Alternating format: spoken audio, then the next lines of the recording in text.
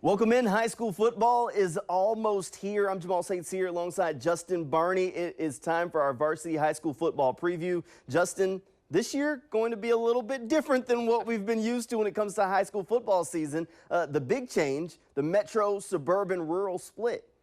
Yeah, that's right. You know, it kind of came about pretty quickly in terms of what a lot of people around the state felt it was kind of rushed to a vote, but it came along, followed the due process. But what it does, Suburban-Metro, that's the kind of the burning topic this year. It puts the state's largest 8 counties, that's Broward, Duval, Hillsborough, Miami-Dade, Orange, Palm Beach, Pinellas, and Seminole counties in the newly formed Metro Division. And it takes the other remaining 59 counties in the entire state of Florida and puts them into the Suburban Division. The rural division, which is 1A, stays the same. So that, to me, that's the biggest change since 1994. You got to go all the way back then to when the FHSAA started allowing district runners-up to the high school football playoffs. Previously, only district champions went to the playoffs. So this move has been received lukewarm by the Metro side, and I think in a positive way by the Suburban side. And the reason for the big change was coaches around the state felt that the Metro area schools were just monopolizing those state championship game appearances. There's a lot of data to back that up. But again, on the naysayer side, usually coming from the Metro coaches, this decision was rushed along too much, too hastily moved along. The Suburban coaches say it was a nice change, and we're going to hear from a couple of those coaches right now. Literally, I was voted onto this, so I felt like it was my job to represent the coaches in my area. So I sent out a poll to all the coaches in my area, and obviously I represent one metro county. So I talked to Miss Talley, I talked to football coaches in Duval County, and it was like a 50-50 split whether they were for it or not. My thing, and what I think many of the coaches that I represent feel, is that it gives us an opportunity in the state to have more competitive playoff games. You look back at the scores in playoff games last year, there's a lot of running clocks. And just having a more competitive state championship game, Final Four games, is the plan. And maybe I'm wrong, maybe it doesn't work that way, and we'll change again. But that is my plan, because I tell you this, if the competitive balance isn't what we get out of this plan, I'm not for it. I'm not for this plan. Not a fan. Tell me, why not? I'm not a fan. You know, in 2018, you know, we were able to win a state title, and it's a feeling. It's a great feeling knowing that every team in 8A football had an opportunity to get there, and so you are a legitimate champion. And when you have Suburban and Metro, if you win a Metro title, and then you have the Suburban, how do you really know that you're better than that Suburban? Being a Metro school, how do we really know that we're better than Bartram Trail if we didn't play Bartram Trail and they won a state title? And so it puts a little funk on it for me, where I'm just not a fan of it. I like everybody being in there. Everybody's in the pot. I've coached in St. Johns County. I've coached in Duval County. And when I was in St. Johns, we were very close to, you know, at PV, third round of the playoffs, and, you know, would have loved to have that opportunity. I just not a fan at all. Okay, so what are the big changes in the Suburban and Metro split this year? Let's take a look at them point by point. It was created for competitive balance in the state playoffs. Coaches who were on the football advisory committee in this process said the numbers favored Metro divisions overwhelmingly over the last 15 years when it came to state champions. It was dominated by Metro schools, and the reason for the change? They wanted to have that competitive balance. This had been discussed by various advisory committees for the last 2 years, so it wasn't a hasty decision. It goes into effect starting this year. And yes, this only applies to football. More big changes in Suburban and Metro. It only applies to playoffs and not the regular season. There had been some confusion if this applied during the regular season and if schools could not play each other because one was Suburban and one was Metro. No, that is not the case. It only applies to the postseason. There will now be 9 state champions, 4 in Suburban, 4 in Metro, and the one Class A, which is rural, and that stays unchanged. And the big news for a lot of the schools who played in lower classifications the last few years, districts return in every class this year. That's a good thing for teams who were in 4A and under.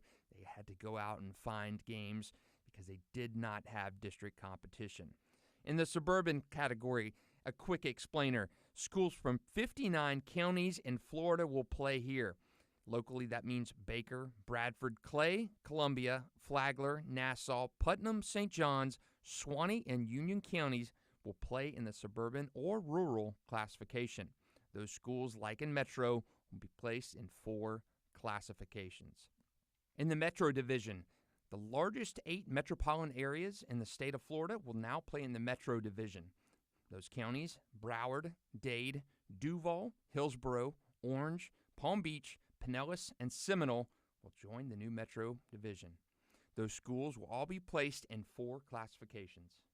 Okay, that's it for Suburban Metro, but now we're going to jump into our News for Jack's varsity top recruits in the area. We do the Super 10 and all of our, in our football, we do our Super 6 and the other sports. So we're going to unveil our Super 10 in football recruits. We're going to count down from 10 all the way to 1. We're going to start at 10. Mike Mitchell, Middleburg running back. Okay, he checks in at number 10. What a story he is. 1,378 rushing yards last season, 18 touchdowns. The last Broncos offensive player to sign with a Power 5 program was tight end Gary Barnidge to Louisville. Okay, Gary Barnidge is already retired from the NFL, if that shows you how long it's been, since 2004. The last Middleburg player to sign with a Power 5 school was all the way back in 2008. So a good one for Mike Mitchell. He was kind of lost in the shuffle at Oakleaf, transferred to Middleburg, and he has been a great story there. 9, Nice quarterback Marcus Stokes, Elite 11 guy, last Elite 11 quarterback from Nice. Tim Tebow, that worked out pretty well. He is committed to Florida.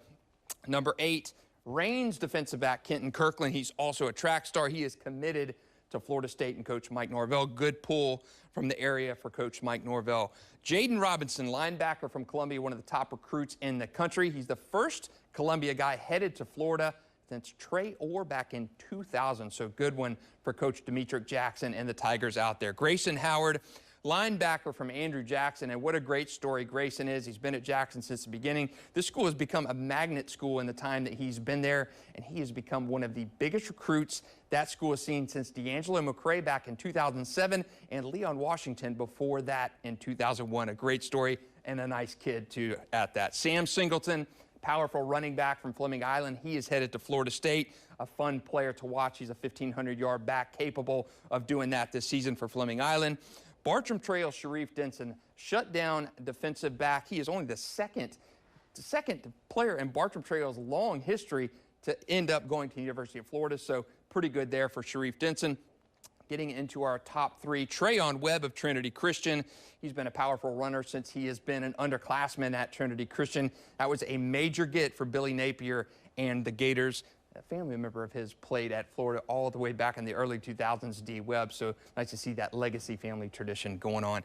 Now, these 2 guys are top 2 recruits in the area I want to talk about for a minute. Jordan Hall at Westside and Rod Kearney at Orange Park. These guys come from schools that don't have that typical recruiting tradition. They don't have that prestige as the Trinities and the Bulls, those kind of guys, but they are the top 2 recruits in the area this year. Jordan Hall, a fantastic defensive lineman and a pretty darn good cut-up, too. His nickname is Big Baby, and he is always joking around with stuff. Big defensive lineman there. And Rod Kearney, the overall top recruit in our News for Jack Super 10 this year, offensive tackle. His former coach told me when Rod was a freshman that this kid had a chance to be playing big-time football on Saturdays, and he has done just that, committing to Coach Mike Norvell and company. Not often do we see this much talent end up in area schools, and I get asked quite a lot, is this the best recruiting class ever?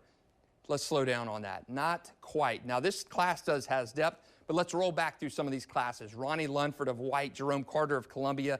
Those guys were 5 stars in 2001. Gerard Ross of Trinity Christian. In 2002, we had 3 5 stars, including Seatric Faison, #1 running back in the country, Leon Washington, the #1 cornerback in the country, and then Lonnie Davis, defensive end of Ed White. All 3 of those guys were 5 stars. In 2006, we had C.J. Spiller, Tim Tebow. We know those guys, first-round draft picks, 5 stars. 2013, to me, is one of the best recruiting classes ever. We had Laramie Tunzel. He was ranked 4th player overall in the country. Derrick Henry, we know what he's done. DeMarcus Walker, a top 36 player in the country.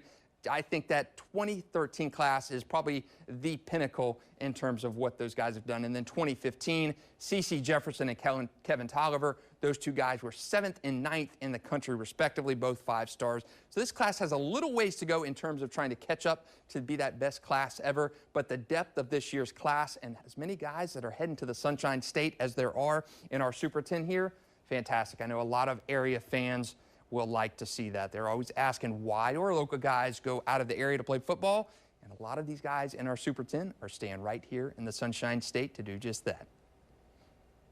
Now we unveil our News for Jacks and Varsity Super 10 rankings. We count down from 10 all the way to 1, and we're going to start it off with the Jackson Tigers.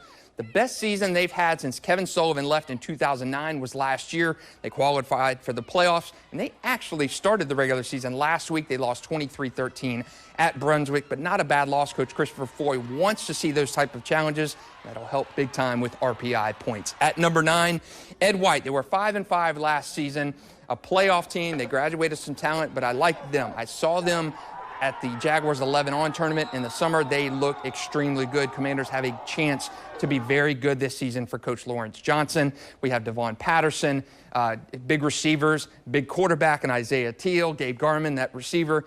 Big things expected for the Commanders this year. At number 8, Reigns Vikings. They were 8-3 last year. Heartbreaking playoff loss for Coach Donovan Maslin. The Vikings, they are always a pick to get deep into that postseason there at number 8. Moving up into our next 3 here, Baker County. 11-3 last year, state semifinals. The bad news is they graduated a ton of talent, including their entire secondary, and that secondary was very good. Big reason why I think they have some more in store. Orlando Holland, he had nearly 30 sacks last year. He is back to anchor Kevin May's defense. See if the Wildcats can keep that streak going. At number 6, Nice, one of the surprises of last season, 9-4, a run to the regional finals. How do they follow up on that? Marcus Stokes, the Florida commit, is leading this offense. He's an Elite 11 guy. A lot is going to be expected of him. How do the Panthers respond after that last season and a much bigger target on their back? At number 5, breaking into our top 5, Damien Springs, Fleming Island Golden Eagles. Just 6-5 a year ago, but they have a lot of talent coming back, including Florida State commit at running back, Sam Singleton. Big things expected. Probably the best team in Clay County this year, and I certainly think one of the best in the area. At number 4, the last season with the Columbia was a little bit off. They had a good defense and an offense that struggled to score points. I think that has been addressed this year with the quarterback Tyler Jefferson. He transferred in. He'll be under center, and that addresses one of those problem spots for the Tigers from last season. They're going to be very good. Cracking into our top 3, bowls every year. You know they're going to be there. Matt Toblin's 4th year with the Bulldogs. There's no Cade Frew this year running the ball. DJ Moore will show what he's made of and look to continue that state semifinal streak for the Bulldogs. They've been every year there and beyond for Matt Toblin.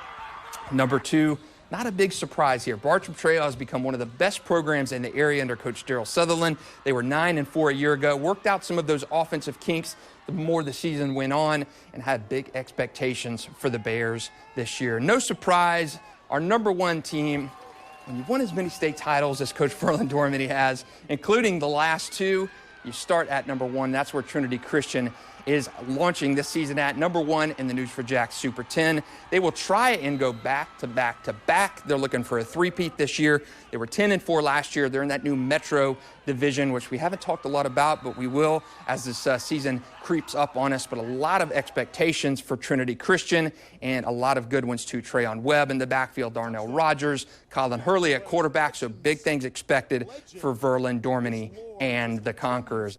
That's it. Thanks for joining us on our high school football varsity preview.